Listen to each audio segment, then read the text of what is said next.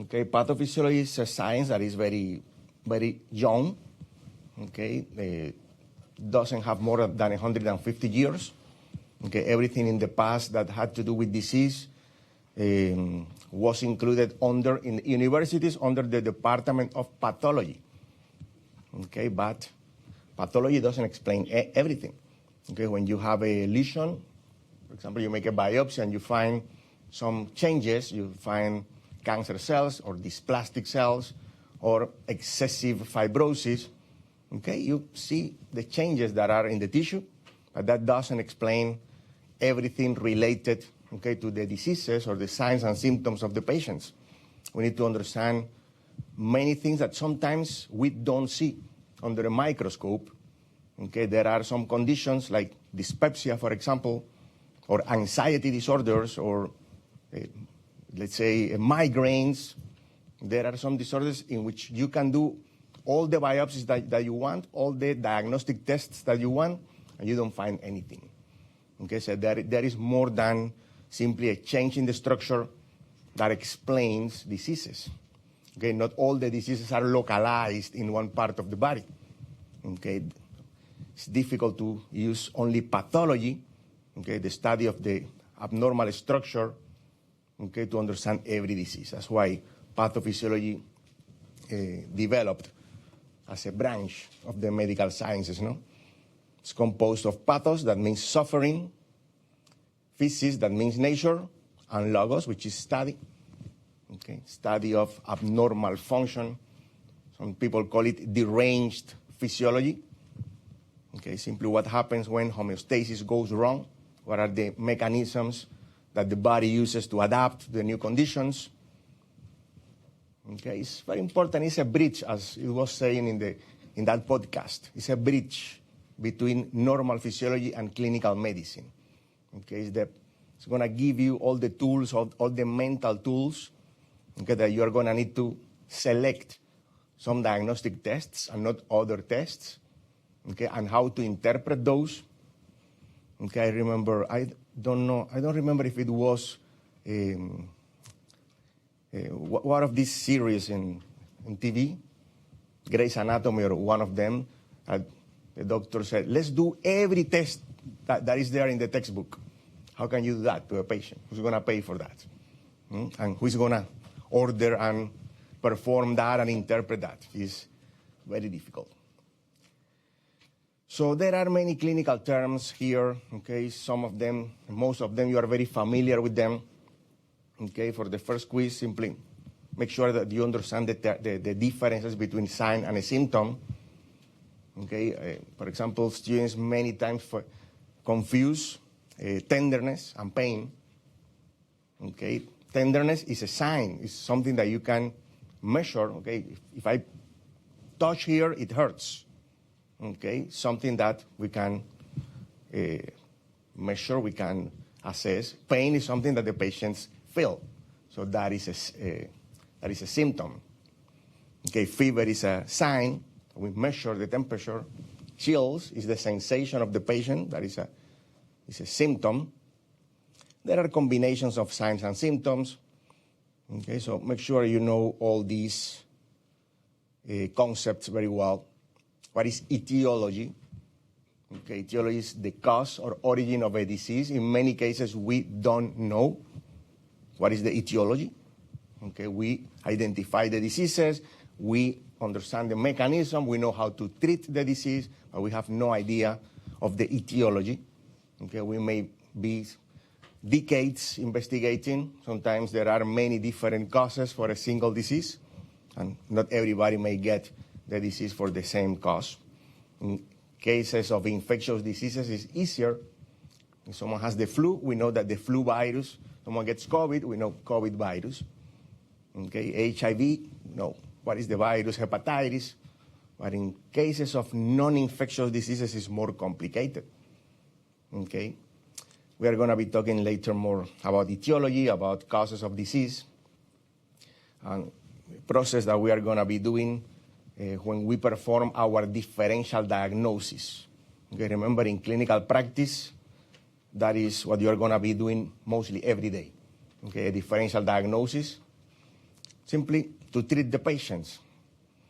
Okay, sometimes we have diseases that we never find the cause. Okay, they are called simply idiopathic until someone finds the cause. Okay, sometimes diseases are caused by medical intervention or surgical intervention. Okay, those are called iatrogenic. Okay, pathology, we already mentioned, is the study of structural changes that can be gross or microscopic. Okay, in the same way that you study the difference between anatomy and physiology, okay, there is a difference between pathology and pathophysiology. Pathology studies the structure, abnormal structure. Pathophysiology, the abnormal function.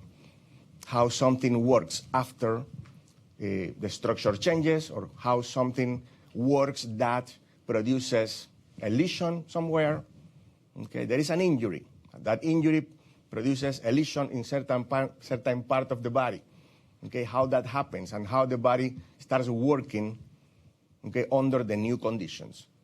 Okay, how the heart abnormally doesn't contract well, how it's capable of still producing a cardiac output, or how can we help the heart, okay, to increase the cardiac output using medications, using different management techniques.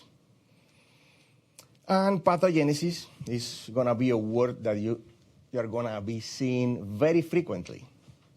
Okay, it's the sequence of events that explains how diseases develop, okay, and how different signs and symptoms of a disease develop. The why, the explanation. Okay, you are going to be seeing in quizzes, exams, many times the question, which of the following best explains the pathogenesis of that condition? Sometimes you have a plain question, what explains the pathogenesis of hepatitis B or something? Okay, or you may have a vignette, patient presents with jaundice and this and this and that. Oh, this may be hepatitis. Which is the pathogenesis of this patient's condition? Or what is the pathogenesis of jaundice in that patient? Okay, what is the best explanation for the fever? That is another way of asking for the pathogenesis. Okay? And the information to answer that question, those questions, it's going to be found in books. Okay, it's going to be found, we find it in the PowerPoints explained. Okay, but I recommend you to try to always, okay, use, this is something that I like a lot, the Calgary Guides. Okay, I was looking, this is they update the slides very frequently. Okay, and here you have, for example, I was looking at these, why it doesn't? Okay, this is talking about pituitary tumors. Okay, notice that in green there, you have all the possible clinical manifestations of a tumor in the pituitary gland. Okay, hyperprolactinemia, acromegaly, Cushing disease, central hyperthyroidism. Okay, if they don't have enough GH, okay, shunted growth, short stature, okay, all the different manifestations that someone may have. Okay, there you find the connections, okay, the different pathophysiological mechanisms, okay, that explain different manifestations, okay, depending on if the tumor produces hormones or not, okay, what hormones the tumor produces or doesn't produce, depending on the size of the tumor. Okay, if the tumors are small, they're not likely to produce any symptoms unless they produce hormones. But if they are big, okay, we are going to have symptoms that depend on the size of the tumor that is compressing other structures around the tumor, or the hormones that the tumor is producing. Okay, and also, if you study this diagram, for example, you are going to see that the tumor, if it's big, is going to produce symptoms that the symptoms depend on if the tumor is growing anteriorly or inferiorly or superiorly or to the sides. Okay, all the symptoms vary depending on how the tumor behaves. Okay, so try to put or study using many different sources. Okay, I haven't tried to upload these slides to this notebook. I'm going to try to see what happens. Maybe we get something interesting from there. So here we have more terms, prognosis, okay, what happens, what may happen with the patients if they are treated properly or not, if they comply with the treatment or not. Sometimes you know that doesn't matter what we do, they are going to do not very well. Sometimes you know that it doesn't matter what you do, they are going to get better. Okay, that's something that you're going to find very frequently. Patients go to see you and you know they have a cold. But the only thing that they have to do is, eat well, chicken soup or something. Okay, but they want you to prescribe medications. Well, you can prescribe something that vitamin C or something, no? So they are entertained. Okay, they're going to get well. Doesn't matter what you do. Sequelae, the long-term effects or complications that result from a disease, long-term effects resulting from a disease. Let's be more accurate here. Okay, long-term effects that result from a disease. Let's erase this complication here. Nobody gets confused. For example, if someone has a stroke, a sequela may be hemiparalysis or facial palsy or blindness or problems, for example, speaking. Okay, a complication is a secondary condition that arises because of the primary disease, okay, but is something that may occur. For example, someone has the flu, okay, flu affects the lungs, it's a viral infection, and there may be a secondary, okay, bacterial pneumonia, okay, that appears in that patient that had the flu. That is a complication. Exacerbation is when something gets worse. There are diseases, for example, many autoimmune diseases that are characterized by periods of exacerbations, getting worse, and remissions, getting better. They are worse, better, worse, better. Okay, the exacerbations sometimes are known as flares of the disease. Okay, in cases of patients with COPD, emphysema, they may also have exacerbations. Okay, periods, for example, during the winter, okay, in which the symptoms get worse. They develop fever, cough, sputum. Remission, and diseases get better. Now, pathogenesis. Here we have a diagram that tries to represent pathogenesis. Okay, it's impossible to represent all diseases with a single diagram. Okay, we are using infectious diseases to try to represent the cycle of pathogenesis. And we're going to start here, okay, with the pathogen. Okay, someone gets exposed to a pathogen, can be a virus, bacteria, fungus. The pathogen penetrates, okay, through the skin or mucosa, okay, and invades the body. Okay, we have the activation of the innate immune response. Remember, phagocytosis, cytokines, tumor necrosis factor, fever, inflammation. Okay, it's the first. Remember, in immune system, we studied the first. I always lose the first line of defense. Then we have the second line of defense. Okay, sometimes the pathogenesis stops there. Okay, but in some cases, the pathogen is successful and replicates and disseminates in the blood, okay, infecting other organs, secondary organ infection, invasion. Okay, we have the intervention of the adaptive immune response, stronger, more tailored response against this pathogen. The pathogen may produce tissue damage, okay, and people may recover or may die from this infection, okay, and they may start shedding the pathogen, and that pathogen may infect other people. So it's a cycle, okay, several events or several steps, okay, that are going to be represented differently depending on the pathogen. Okay, the duration between the different steps will be different.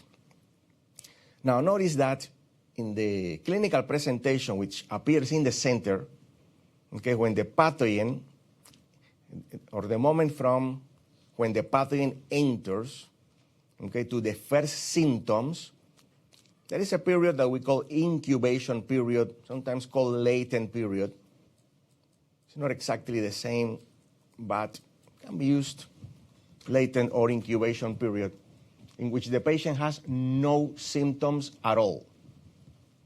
Okay, then when the immune system starts producing interferons, interleukins, cytokines, etc., people start having some mild or some non-specific symptoms, maybe simply muscle aches, maybe some low-degree fever, maybe chills, maybe headache, maybe nausea, okay, anorexia, lack of appetite, mild non-specific symptoms, okay, that are also known as prodromal. You have that definition there later. Prodromal, P-R-O, prodromal symptoms, because we can't associate them with any specific disease, malaise, anorexia, etc. Okay, and then when there is an infection of secondary organs, when we have the intervention of the adaptive immune response system, we have symptoms and signs that are more specific of the disease that we can identify. Okay, if someone has vomiting, headache, neck stiffness, fever, this looks like a meningitis, for example. Okay, but at the beginning, everything looks like the same. So it's very difficult for the clinician to make a diagnosis in those early stages. And that's going to happen to you. That is even worse. Someone is going to call you, oh, I woke up today with some headache, I feel bad, I don't want to eat, my temperature is 100.5. What do you think I have? Just exactly what you told me. This is what I think you have. You know, mild fever, malaise, lack of appetite, nausea. That's what you have. We don't have any diagnosis unless we start doing some analysis of different things. Okay, so we have there what we call the pathogenesis, or sequence of events, okay, that happen in many different diseases. You have the definitions, okay, latent or incubation. Something that students confuse a lot is incubation period with prodromal period. And I understand why they get confused. Okay, when we have, every time we have a cold or flu, and that day that we wake up feeling not very well, we always say, I think I am incubating something.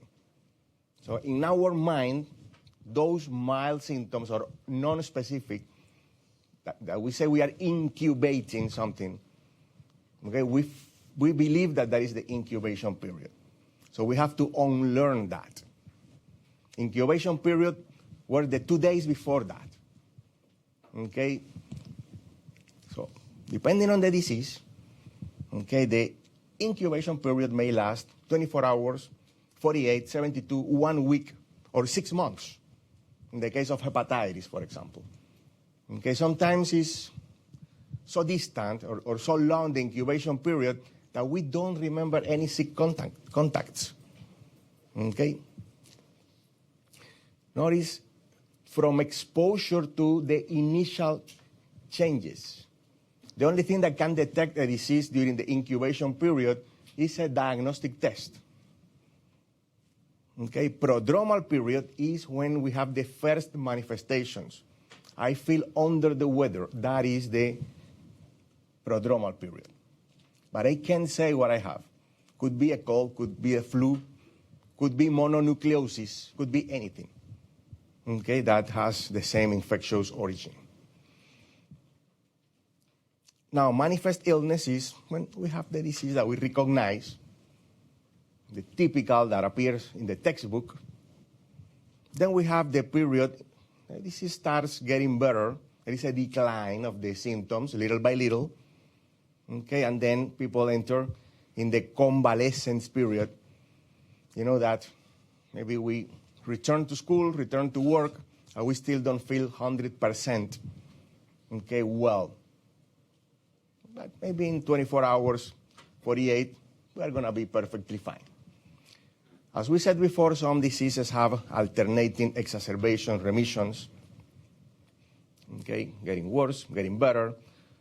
Okay. When someone has a remission of a disease for more than 5 years, and that applies mostly to cancers, okay, we say they are cured. They are not free.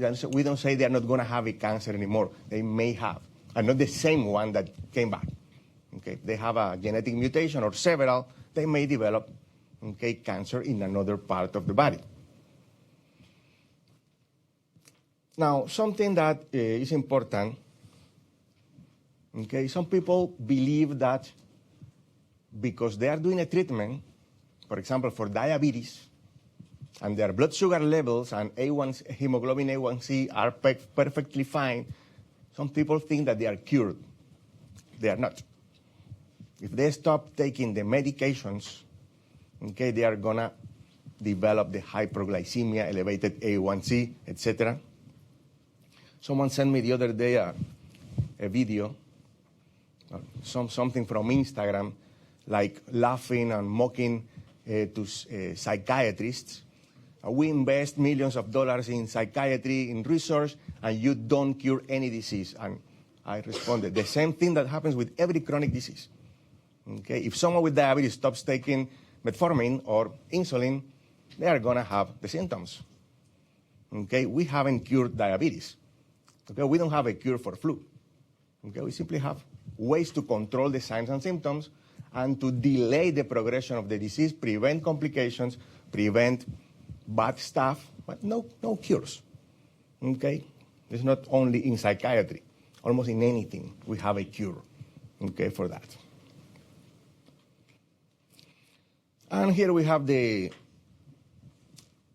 same stages that we were talking before, okay, incubation, prodromal period. Okay, notice that we have there the number of pathogens. We could say that this in red is the number of pathogens. And in blue, we have the symptoms. No symptoms during the incubation period. Then, as the number of pathogens increases, the symptoms start increasing too during the prodromal and manifest illness. And we have the decline and convalescence. And diseases can also be classified according to the duration, acute or chronic. Okay, acute diseases are those that appear suddenly, have a sudden onset, short duration. People may die or recover completely. And we don't have any more evidence of the disease. Okay, in the case of the hepatitis, which is a great example, there are different types of hepatitis. Hepatitis A, B, C, D, etc. Hepatitis A is always acute. We don't have any cases of chronic hepatitis A. Okay, once people recover, maybe it takes 5 months or 6 months, but once they recover, you don't find any more evidence of hepatitis in their body. They simply have antibodies. Hepatitis B, in some cases, is acute. People recover completely, people eliminate the virus, but in other cases, it becomes a chronic disease. The virus stays dormant or mildly active in their livers, and we find evidence of the disease. Not always, maybe, but they have some remissions, exacerbations. Sometimes they have an active disease, sometimes a non-very active disease. Okay, and subacute is something that is in between, okay, the acute and the chronic. Now, etiology or causes of disease. This part is very important for 2 reasons. One is answering questions in exams. Okay, which of the following is the most likely etiology or the most likely, okay, pathophysiology or pathogenesis? But the most important is your clinical practice. Okay, this, trying to understand the cause of disease is what is going to give you the foundation for your clinical reasoning and your differential diagnosis. Remember, in an exam, you always have the answer in front of you. You may have 4 options or 5 options, but you have it there. You just have to pick well. Patients don't come with A, B, C, D, E. Okay? I woke up 3 days ago with fever, then next day I woke up with this rash. Which of the following do you think is the most likely diagnosis? They don't present like that. You have to come up with the options. How you put the options there? Asking questions, doing a physical exam, okay, ordering the proper diagnostic tests, and then seeing how they respond to treatment. Sometimes that's the only tool that we have to get to a diagnosis. Someone has a rash. I am not a dermatologist. I have no idea. What is that? I ask, does it itch? I look at the localization. I look at the extension. Okay, when did the rash appear? 3 days ago. Any new soap, any new clothes, anything new? No. Allergies? No. Then you try to put that together. You still don't know. So what you do? I have 2 options, hydrocortisone or ketoconazole.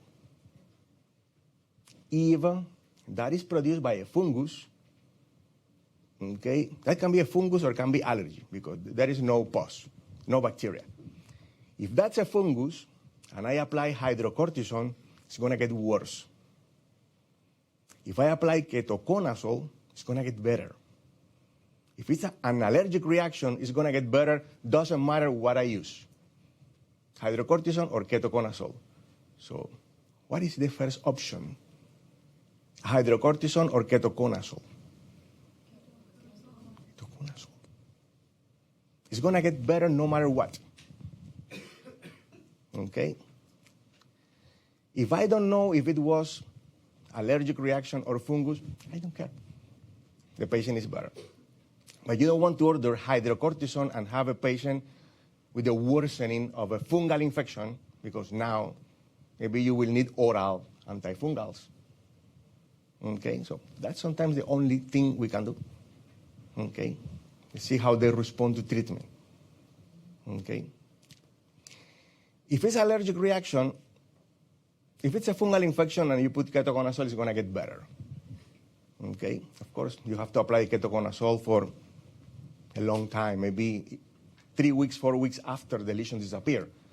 If it's an allergic reaction, it's going to come back. Okay, when they use the same fabric, or they go to the same place, or they take the same medication, or they apply the same product, soaps, different things.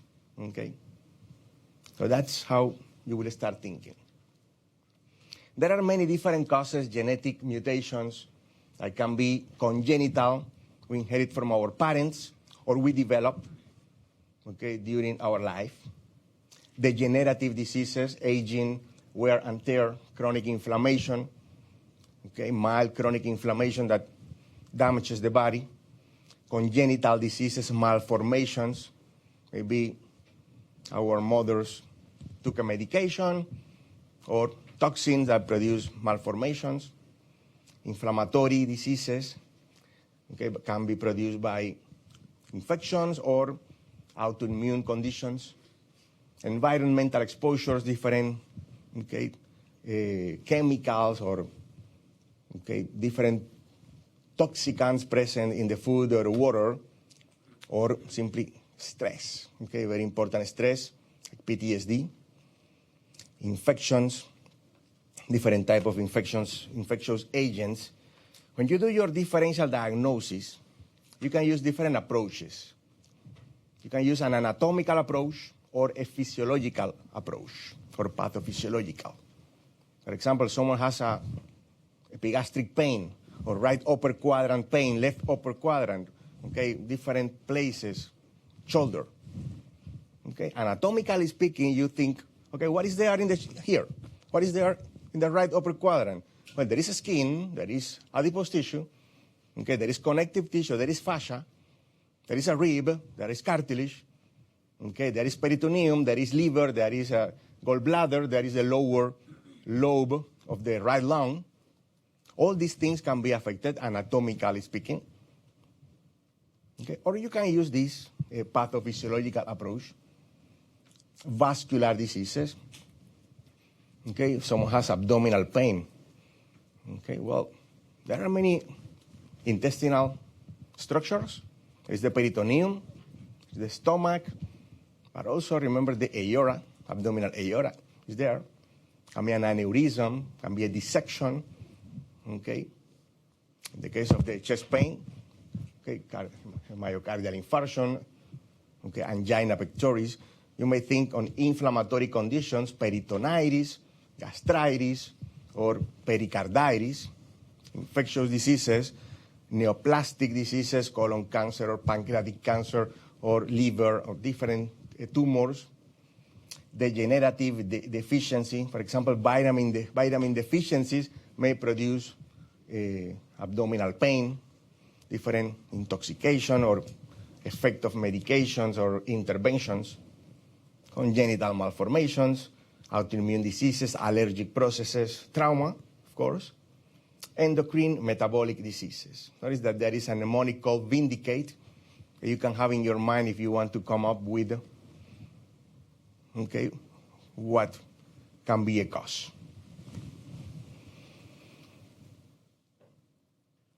And then epidemiology. Okay, we're not studying epidemiology as a science here, but we need to be familiar with some epidemiologic terms. Epidemiology allows you or helps you to see how diseases behave in populations. Okay, medicine helps you, okay, with how diseases manifest in individuals. Now, how they manifest in populations, okay, then we have epidemiology for that. Okay, it's made by, this word is made by epi, which means upon, demos, like people, demography, democracy, and logia, study of. So how diseases distribute in populations. What are the determinants of health or disease in populations? Diseases don't distribute randomly. Okay, there were many different theories of disease in the past. Okay, some people believed in spontaneous generation of microbes. Okay, rotten water produces microbes. Some people believed in what they call the miasma theory, something that produced some kind of weird air, and that air would produce disease. Some people believed more in what they call the contagion. So diseases were transmitted because of direct contact. Okay, but now we know that different diseases are distributed because of different mechanisms. And we have many different methods to study them. And we have to be familiar with the terms incidence, prevalence, and you need to know how to calculate them. Okay, you will have very easy calculations in the first quiz exam. Calculate the incidence or the prevalence of a disease. Incidence is the number of new cases in a population, maybe in a year, maybe in a month. New cases of this type of cancer, new cases of, for example, flu. Prevalence is the total number of existing cases. Be familiar with risk factors, conditions that increase the likelihood of developing a disease, smoking, diet, sedentary lifestyle. Some of these risk factors can be modified, diet, smoking, exercise. Some others can't be modified, okay, age or the genetic composition, place of birth is impossible to modify. This is another term that sometimes students confuse, precipitating factors. Okay, I'm going to give you a simple example. Someone goes to the ER with a myocardial infarction. Okay, you may have a question that says, which of the following is a risk factor? Risk factors, there can be thousands. Smoking, diet, atherosclerosis, okay, sedentary lifestyle, stress, different things. Now, none of them is a precipitating factor. None of them explains why that person developed the acute obstruction of the coronary artery that day at that time.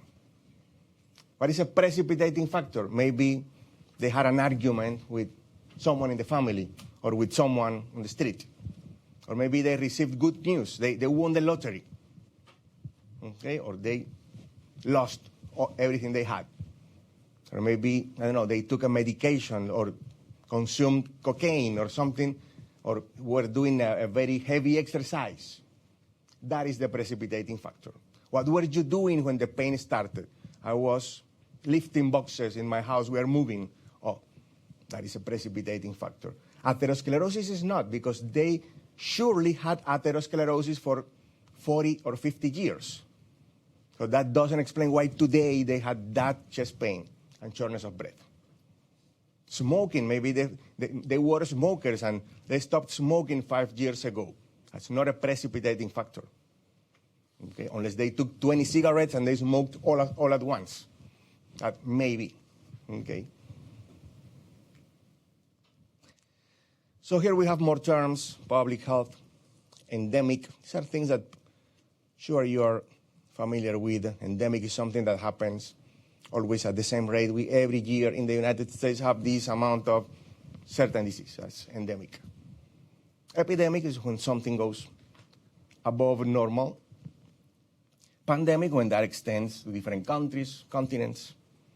Morbidity, mortality, things that relate to diseases, disability, or death. And sporadic is something that happens just once in a while. In mine, we suddenly have a case of the smallpox. Oh my goodness, everybody is afraid. Oh my goodness, maybe we start an epidemic here. No. No one else? No one else with smallpox? That was an sporadic case. Okay, nothing bad happened. And here we have the big picture of pathophysiology. Okay, many diseases have an etiology, sometimes different etiologic factors. No? We can use preventive measures to try to make that people don't get in contact, for example, with the etiology, using a face mask during any epidemic of a respiratory infection. That is a preventive measure that helps you avoid the disease. Okay? Once people are in contact with the etiologic agent and they are developing the disease, then we have screening tests, for example, to try to detect them, okay, during the incubation period or latent period or very early. Okay, once they have the disease, okay, we have different diagnostic tests or treatment that can modify the pathology, the changes in the body, delay them, okay, so they don't develop the clinical manifestations, okay, as bad as if they weren't diagnosed. Okay, the treatment, notice, early treatment helps prevent changes in the tissues, okay, help people to not have a very severe clinical manifestations and improve the prognosis. Okay, so we can alter, okay, the evolution of the disease, of different diseases, by doing the proper interventions at different moments. These are slides, okay, about how to calculate the incidence, how the incidence and prevalence helps you in clinical practice. Remember, these are obtained from studies in populations. Statistics don't tell you anything about specific patient, but tells you about the likelihood that someone may either get or have a disease. Imagine you go to work now to New York, and there is a patient that you have never seen, and the patient hasn't told you anything. The patient is maybe 30-year-old. Okay? And you find in the statistics that the incidence of a disease X, okay, that the disease X is affecting maybe 20% of the people, okay, between the ages 25 and 50. Okay? That is the likelihood that this patient has of getting the disease, of being infected with a certain virus or getting a certain disease. But if instead of the incidence, what you have is the prevalence of a disease, that disease affects 50% of men in New York. You know that this person has a 50-50 okay, likelihood of having already that disease. Okay? Incidence tells you what is the likelihood of getting a disease. Prevalence is the likelihood of having already the disease. And it's very simple to calculate. Okay? You simply take the population at risk. If you have a disease, okay, they tell you, for example, the population is 1 million people, 60% women, 40% men.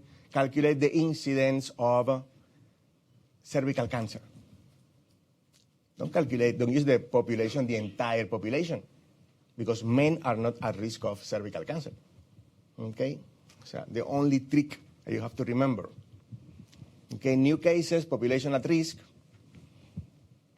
For example, if it's 100 people and 2,000, okay, you have an incidence rate of 50 per 1,000 in that population.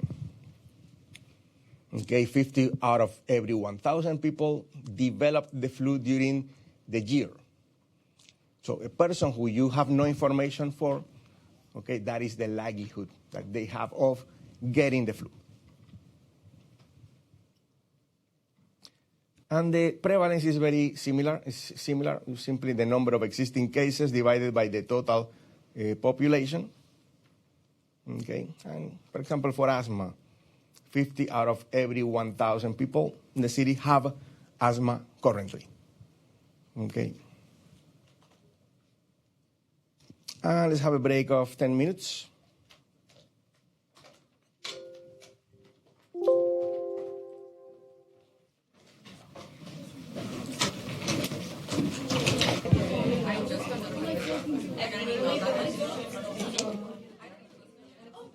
Okay, let's move to the next part. Okay, we are going to start understanding the basics of how things go wrong in our body. Okay, how the body reacts, what are the responses of the body. Okay, and that way you're gonna see how diseases develop. Okay, how we recover. Sometimes we repair properly the damage that occurred. Sometimes infections or the damage stays, okay, producing permanent disabilities or permanent changes. Okay, what we have here on the right side, probably you remember from the last lectures of physiology, okay, the different phases of the general adaptation syndrome. Okay, remember when we are under stress. Okay, we activate the sympathetic nervous system. That is our alarm, okay, fight or flight response. And if the stress remains, okay, we may cope with stress using excessive resources, okay, during the resistance phase. And then when our resources, we are depleted of those resources, we can't respond to stress anymore. We enter into exhaustion. Okay, we explained that for the general adaptation syndrome. Okay, since we have that model in our mind, we can apply it to our tissues, to what happens to the cellular and tissue level. Okay, injury, okay, may result from different strong or persistent stimuli, different changes in the internal or external environment, and be physical, chemical stimuli, or infectious agents or toxins or different things that may damage the tissues.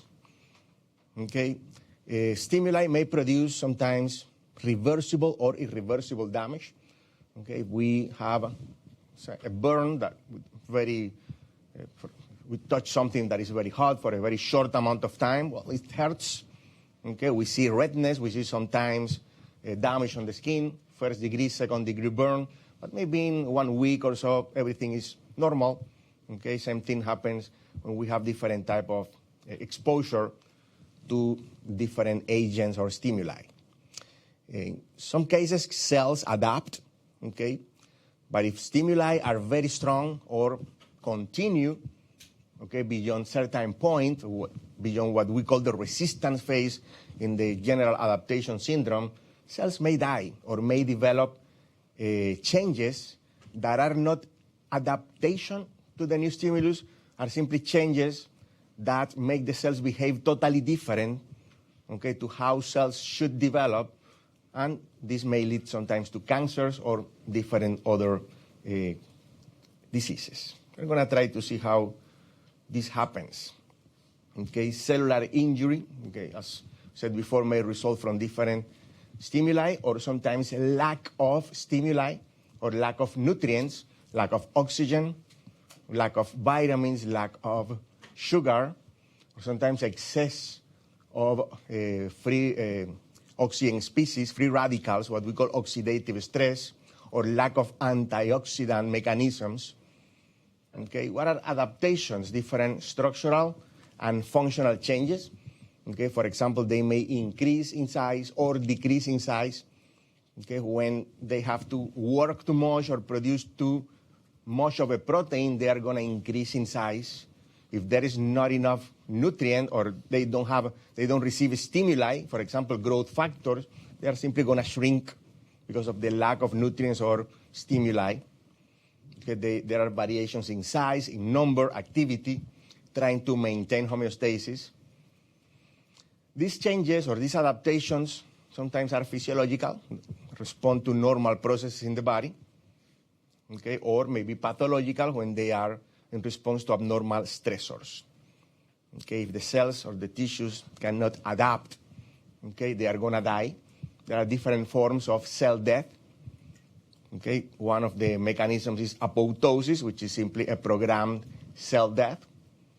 Okay, for example, when the embryo, the fetus is developing, okay, all of the openings that we have in the face, in the body, the separation between the fingers occurs because of the apoptosis of those cells.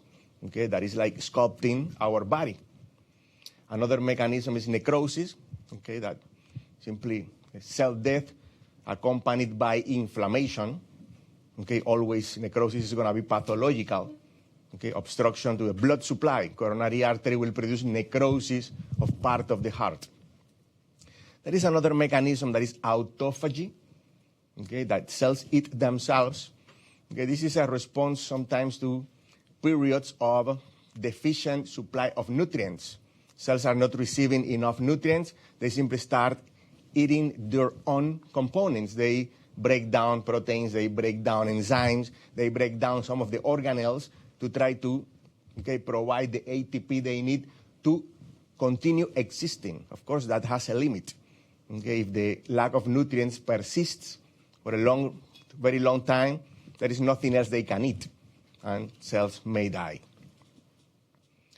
So notice here we have using the diagram of the general adaptation syndrome, okay, but instead of alarm, resistance, exhaustion, we have cell injury, adaptation, death, okay, depending on the presence or absence of the stimulus. Okay, when the stimulus is absent, okay, cells may, of course, not have any damage or recover from the damage if there was one. There is a stimulus, cells adapt, cells have a mild damage. Removal of the stimulus, cells go back to normal. Okay, that is what we call reversible injury. There is a moment when, if the stimulus increases or is persistent or increases in intensity, okay, damage may be irreversible and cells die. So there is a tipping point here, okay, between what is considered reversible and what is considered irreversible. Okay, it's very difficult to say in what exact moment the damage is totally irreversible, but we typically use, okay, a couple of things as signs of irreversibility of the damage, okay, and that is when there is a mitochondrial damage, when the mitochondria are not working, and when there is a disintegration of the cell membranes. There is no way that we can recover that cell once the mitochondria are not working and mitochondria are leaking their contents, okay, enzymes that are supposed to be inside the mitochondria. Okay, for example, all the protons that mitochondria have inside are leaked to the cytoplasm and the disintegration of the cell membranes. So here we are going to see different adaptation mechanisms. Okay, hyperplasia is one of them. This is the first that we are going to be seeing, is by definition an increase in the number of cells that may result in increasing the organ size. Okay, why I say may result? Because sometimes the hyperplasia happens in the entire organ, but sometimes happens in a very small part of the organ. And in that case, the organ is not going to increase in size. Okay, we may see, for example, if we do an endoscopy, we may see a little bump, like a polyp or something that is bulging there, but the organ itself is not larger. Notice that hyperplasia is increasing number of cells, so cells have to divide. That will happen only, okay, in organs that contain cells that divide. Skin cells, mucosa, okay, GI tract, for example, okay, glandular tissue, hematopoietic and lymphoid tissues, okay, bone marrow, lymphoid organs like the spleen, like the lymph nodes. There you have an example of physiologic hyperplasia, okay, response to hormonal changes, endometrium during the menstrual cycle, remember the proliferation of the endometrium, breast tissue during lactation, compensatory when there is if we remove part of the liver, you know that the liver can regenerate itself, at least part of it. When the hyperplasia is pathologic, when there is excessive hormone stimulation, for example, excess stimulation with dihydrotestosterone to the prostate may produce prostatic hyperplasia or endometrial hyperplasia, when there is excessive estrogen.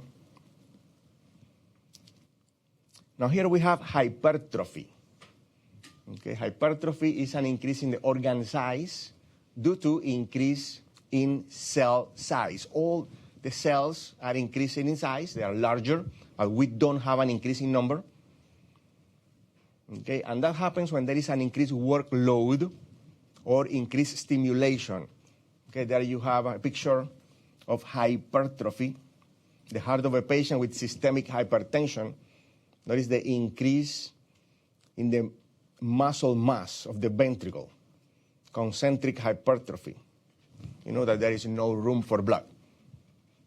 Okay, once the walls of the ventricle become so thick, okay, the actual cavity of the left ventricle is going to be very small. Okay, it may happen, for example, physiologically when we work out, okay, lifting weights, okay, resistance training will produce hypertrophy of skeletal muscle. Or in the case of hypertension, it's a pathological hypertrophy. Hypertrophy will occur in tissues that have limited or no ability to divide. Cells like the cardiac muscle or skeletal muscle don't divide. Okay, there are, remember, tissues that are stable tissues like nervous tissue, skeletal cells don't divide, so those tissues can't have hyperplasia. Okay. Now, when you see an organ that is large, okay, by just using the gross anatomy, the gross appearance of the organ, you don't know if it is large because of hyperplasia or hypertrophy. Okay, we need to do a microscopic examination, okay, to see if there is hyperplasia or hypertrophy. Here we have a comparison of what happens when there is a physiological hypertrophy, for example, muscle, okay, because of working out, or when there is a pathological hypertrophy. In both cases, there is an increase in size, okay, but notice that there are physiological signals, for example, growth factors, okay, cell growth, protein synthesis, increased angiogenesis, increased energy efficiency, okay, generation of antioxidants, okay, cell survival, okay, different signals that improve cell survival. In the case of a pathological hypertrophy, there are going to be, okay, changes that are going to lead to or explain why that organ becomes dysfunctional. For example, instead of producing antioxidants, that tissue produces reactive oxygen species that promote inflammation. There are signals that promote fibrosis, formation of excessive collagen in the tissue. Okay, so imagine a muscle like the cardiac muscle that has a pathological hypertrophy, and now we have excess collagen around the contractile cardiac cells. It's going to be very difficult for that heart to properly contract. So it's not large only because of the larger cardiac cells. Now we also have collagen, which may impair the conduction system, producing different blocks, different arrhythmias, producing what we call atrial fibrillation, because now the electricity can travel easily from one place to another. Okay, there is impaired calcium handling, okay, induction of different genes that shouldn't be active. Okay, all the embryonic and fetal genes should be off once we are born. Okay, all these chemical signals may induce, okay, different fetal genes to get activated. And there are going to be many more changes: mitochondrial dysfunction, insufficient angiogenesis, so not enough new blood vessels. If you have a larger muscle, you will need more blood to supply that muscle. Notice how in the case of the physiological hypertrophy, there is increased angiogenesis. It's like you start making buildings in a town and you don't increase the number of highways, you don't make broader highways or streets. That's going to be a problem. Okay, there were 1,000 people before, and now you have 10,000 with the same number of streets, only one supermarket and one pharmacy. That's the difference. Okay, if we don't produce blood vessels, it is impossible to supply that big muscle. So how do we take away the lactic acid once it is formed, okay, by those muscle cells? And many more things, okay? All depending on the signals that the tissue is producing, okay, the effects, okay, are going to be very different. Here we have atrophy. Okay, atrophy is a decrease in the organ size, okay, because of a reduced cell number and or size. Okay, sometimes we may have atrophy on the skin, okay, when there is a decrease in the thickness of the dermis or the epidermis, have like a depression on the skin. Very typical, for example, if someone uses excessive corticosteroids, topical corticosteroids, that's one of the side effects, atrophy of the skin. That's why we shouldn't abuse with topical corticosteroids. Reduction of stimulation or nutrient. Okay, on this picture you have the kidney. On the left is normal. The one on the right is atrophic. This was a patient with a severe renal artery atherosclerosis. So kidneys shrink because of not receiving enough nutrients. Can be physiologic, okay, reduction or involution of the uterus, breast tissue after pregnancy, lactation, or pathologic, organ disuse. If you have had a cast, for example, in a leg, for several weeks, you know, when you remove that cast, the leg, the muscles are atrophic. You need to do physiotherapy until the muscle recovers. Denervation. Someone has an injury to the spinal cord or injury to peripheral nerves. Immobilization. Okay, different glands, for example, endocrine glands may atrophy because of lack of stimulation. Adrenal cortex because of lack of ACTH. The thyroid because of lack of TSH, which is what stimulates the gland to grow. And don't confuse atrophy with hypoplasia. Atrophy occurs in an organ that was normal and now is smaller. If someone is born with a small organ, that is not called atrophy, it's called hypoplastic. Okay, that organ that was never normal, okay, that is called hypoplasia or hypoplastic organ. Here we have some examples of atrophy. Someone with Alzheimer's disease, notice these areas, okay, this lower part of the temporal lobes, hippocampus. That is how atrophic they are. Well, it's actually the entire cortex is atrophic, but affects mostly the hippocampi. Notice how the ventricles, look at the normal size of the cerebral ventricles. Look how big they are here because of the loss of brain mass. Okay?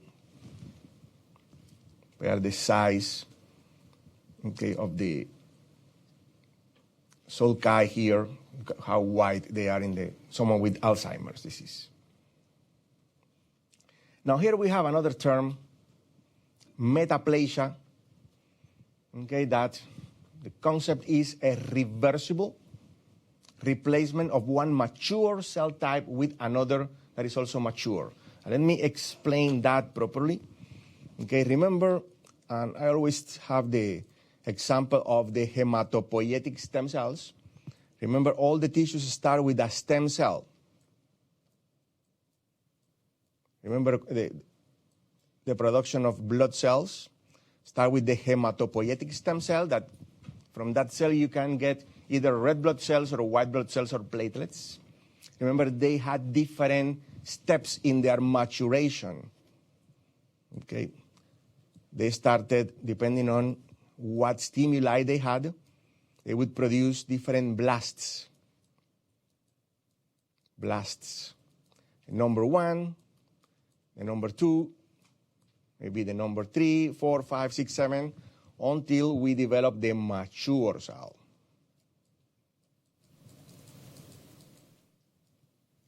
Which had the suffix "cyte," maybe erythrocyte, maybe leukocyte, maybe thrombocyte. Okay, so stem cell is the very immature, the progenitor cell.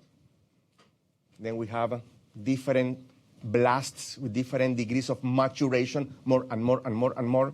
In the case of red blood cells, you had before the erythrocyte, remember we had the reticulocyte and then the erythrocyte. So, that happens in every tissue of the body. Okay, if you look at the lining of the GI tract, for example, if you look at the epidermis, okay, in the basal layer of the epidermis, we have stem cells. Okay, as these cells mature, they start going up and up, forming different layers of the epidermis. Okay, stratum spinosum, stratum granulosum, until they form the stratum corneum. They increase in maturity, they have different characteristics. Okay, now, let's go to the classic example of metaplasia. In the esophagus, we have an epithelium that has many layers of flat cells or squamous cells. It's called stratified squamous epithelium, which is very thin and very protective. When we eat something that is very hot or contains spices, etc., it's very good to protect the esophagus from the friction and the temperature of the food as it passes just in 1 second through the esophagus. But that epithelium is not good to protect against acid. Okay? When you move to the stomach, instead of having these squamous cells, okay, we have columnar cells that produce mucus. Remember, in the stomach, we have the mucus layer that doesn't allow the acid to touch the cells. But to produce that mucus, you need these tall cells, columnar cells, that make proteins, the mucin. So what happens when someone has, for example, GERD? But the acid that should be only here comes very frequently, okay, and gets in contact with the cells of the esophagus, producing a damage. People feel like, oh my goodness, I have to stop having this much coffee and vodka together. Okay? So what is going to be the reaction of the stem cells of the esophagus? They start mimicking the ones in the stomach. Let's do the same thing that stomach cells do. Instead of producing or growing to form flat cells, we are going to produce tall cells that make mucin, so we have mucus too. And the acid doesn't damage us. Okay, that's the meaning of reversible replacement of one mature cell by another mature cell. But instead of being flat, it's going to be tall or squared or different other form. The structure of the cell is totally normal, but the location is abnormal. The esophageal epithelium looks like the gastric epithelium, or sometimes like the colonic epithelium. If the GERD is that bad, the esophageal cells start looking like the colon cells that produce even more mucus than the stomach cells. Okay, that happens in response to chronic irritation. Happens in the lungs too. Okay, in the lungs we normally have a columnar epithelium that is ciliated. That is very important to remove debris, bacteria, excessive mucus, etc. When we smoke, tobacco smoke stimulates the stem cells to change. Don't make any more of these columnar epithelial cells or ciliated cells. The lungs or the bronchial epithelium starts looking like the one in the esophagus. Many layers of squamous cells. And that is called a squamous metaplasia. That is the origin someday, years later, of the squamous cell carcinoma of the lung. Okay, and that's how they develop. Okay, protective response to chronic irritation or inflammation. And these different metaplasia, okay, receive different names. For example, squamous metaplasia in the lung. The one of the esophagus receives the name of Barré esophagus, something that you're going to be listening to or seeing many times. Then we have what is a Barré esophagus. Notice how this line here, okay, is what we call the gastroesophageal junction. That is the place where the lower esophageal sphincter is located. Notice how there is a tissue, there is a little piece of tissue, like a patch, looks like a tongue, okay, of tissue that looks like the tissue of the stomach. So the normal stratified squamous epithelium of the esophagus has been replaced by glandular epithelium, which is a normal epithelium, but is in the wrong location. Okay, here we can see another histological cut. Okay, glandular epithelium with goblet cells. Goblet cells are cells that produce mucus, should be with a capital G. And that is called intestinal metaplasia. Looks like the cells like the tissue of the intestine. If you are studying histology and someone presents you with that tissue and they don't tell you where it was taken from, this looks like colon. But it's not colon, it's the esophagus. Oh, intestinal metaplasia. So, and that explanation is so you don't confuse metaplasia with dysplasia. Okay, meta, remember, is normal cell replaced with the normal cells from other place in response to chronic irritation. Now, a dysplasia, and I always use the mnemonic, okay, this means disorganized. Okay, dysplasia means disordered or disorganized cellular growth. Okay, now the cells look abnormal. It's not like having a normal cell from other place in this organ. It's cells that don't look like any other cell in the body. Okay, the cells, when they develop dysplasia, is because they are returning to more immature states. Imagine a white blood cell, imagine a neutrophil that suddenly decides, oh, I'm not going to be a neutrophil anymore. I'm going to be a band, and then I'm going to be a leukoblast, and another leukoblast, another leukoblast. They start returning to the stem cell stage. Okay, this is not an adaptation. Okay, this is not an adaptation, but it's not cancer either. We don't say that someone, when we detect a dysplasia, we don't say they have cancer. They may progress to cancer. In fact, when you see the report of the biopsy, you're going to see mild dysplasia, moderate dysplasia, or severe dysplasia, or dysplasia grade 1, grade 2, grade 3, depending on who's writing that. We're going to simply have disorder, cells that are disorganized. Here we can see a dysplasia in an adenoma. All this part here. Many more cells, hyperchromatic nuclei, many mitotic figures. And once, I remember I was listening to a pathologist talking about this. Imagine, that guy had seen probably tens of thousands of biopsies. And he explained dysplasia in the following way. When you look at a tissue, if you see one mitosis, you can consider yourself lucky. If you see two, it's like winning the lottery twice the same day. If you see three, that's something impossible.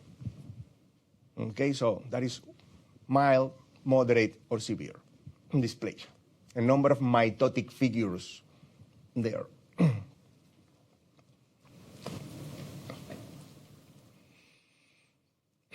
Okay, and the next part is talking about cell injury. Okay, when cells can't adapt or the stimulus is very strong, okay, and they can't do anything else, they're going to develop different types of injury, okay, that will affect the DNA, ATP production, protein synthesis, cell membranes. Of course, not every tissue will react in the same way. For example, lack of oxygen to the skin, it's not going to do anything, unless it's permanent for several days, no? But lack of oxygen to the brain, it's going to kill some neurons in less than 5 minutes. Okay, so not every tissue will respond in the same way. There are many different causes of cell injury. Hypoxia, which is decreased oxygen reaching the tissue, or ischemia, which is more severe, because ischemia is lack of blood supply. Okay, if there is a normal blood supply but with low oxygen, that's bad. But if there is no blood supply, there is lack of oxygen, lack of glucose, lack of every nutrient, and lack of circulation to remove waste. That is a lot worse, the ischemia, than the hypoxia. Different chemical, physical agents, infectious, radiation, toxins, okay, different abnormalities, aging. We're going to try to understand the basics, okay, understanding, for example, what happens when there is hypoxic injury. Okay, here we have an example of what is the difference between reversible and irreversible injury. That is what happens when cells start suffering, for example, after oxygen deprivation. Okay, we can see still the structure of the cell. We see a cell membrane with some blebs, but the cell membrane hasn't broken. Okay, we see a nucleus. We see an endoplasmic reticulum. We see mitochondria. They are swollen, but they are intact. We see something weird here. Okay, there is clumping of the chromatin. That is like the DNA It's like being packed, okay, in different boxes, little boxes or sacks, but still you have integrity of the nuclear membrane. Now, if if the cell moves to this stage in which there is damage to the cell membrane, rupture of the lysosomes, we see a disintegration of the endoplasmic reticulum, an increased mitochondrial permeability that is totally irreversible. Okay, when this increased mitochondrial permeability means they are unable to produce any more ATP. Okay, and they start releasing proteins that are like a signal for the immune system to destroy that cell. Okay, they are called eat-me signals. And you don't see anything there in the nucleus, no? The nucleus is like condensed.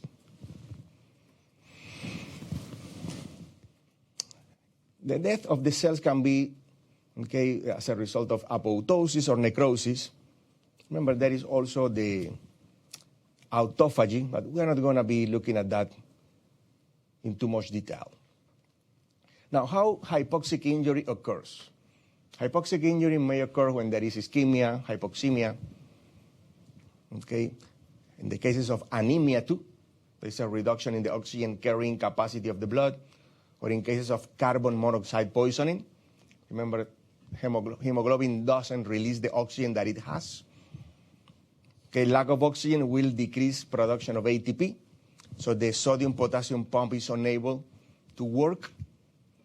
Remember, every time you had an increase in sodium inside the cell, sodium-potassium had to pump all that sodium out and take back the potassium that leaked.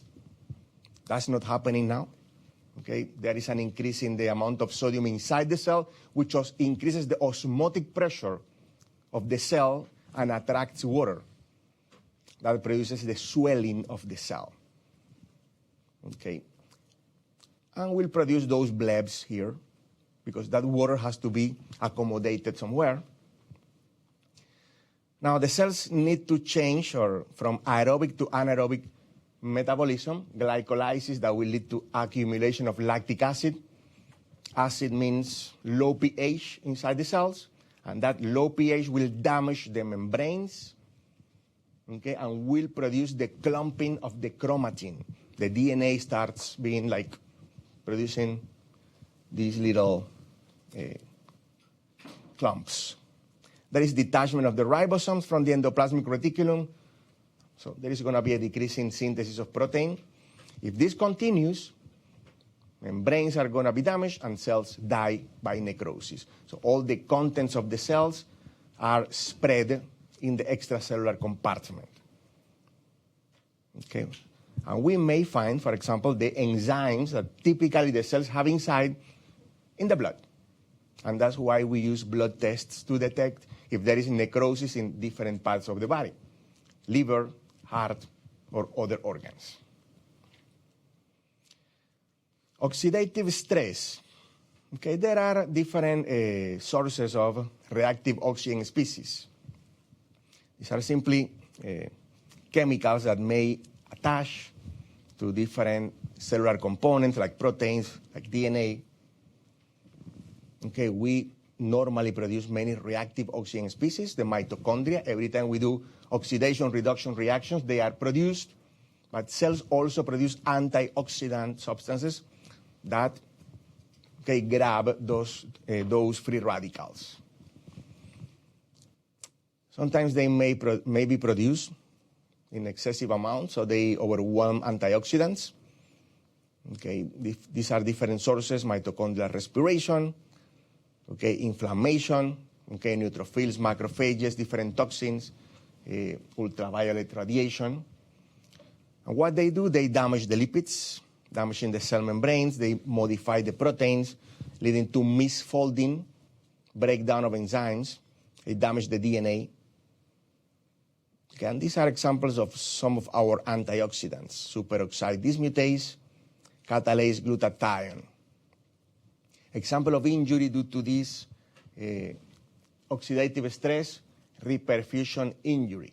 Okay, when someone has had ischemia in the heart, for example, or any other part, there is an area of tissue that is not receiving blood supply, but is not also, okay, having the drainage of all the toxins that accumulate there. Okay, when there is a reperfusion, when we relieve the obstruction surgically, for example, okay, all these waste that was accumulated there starts affecting other parts of the tissue or even spread into the systemic circulation, sometimes producing systemic effects. Chemicals may damage the tissues directly or indirectly. Okay, there is direct chemical injury, and chemicals directly bind to cellular components. Cyanide is one example. Okay, cyanide is a poison that inhibits the enzyme cytochrome oxidase, okay, blocking completely the production of ATP. Or indirectly, for example, chemicals are converted to toxic metabolites by the enzyme cytochrome P450. In the case of acetaminophen, for example, it's not acetaminophen, it's the toxic metabolite of acetaminophen what causes necrosis of the liver. Ethylene glycol, or the component of antifreeze, it is not toxic in itself, it's not going to damage anything, but once the liver converts the ethylene glycol to oxalic acid is what produces the damage. That's why we have to give these people ethanol, okay, to prevent the conversion of ethylene glycol to oxalic acid. Then you have more causes, increased mitochondrial cytosolic calcium, okay, that leads to ATP depletion and necrosis of the cells. When mitochondria become leaky, okay, they start releasing an enzyme that normally is inside the mitochondria, cytochrome C, and that activates apoptosis of the cell.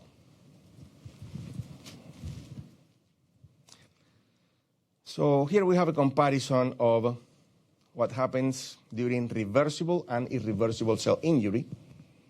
That is the most important things here, okay? When there is membrane damage and mitochondrial failure, that is irreversible.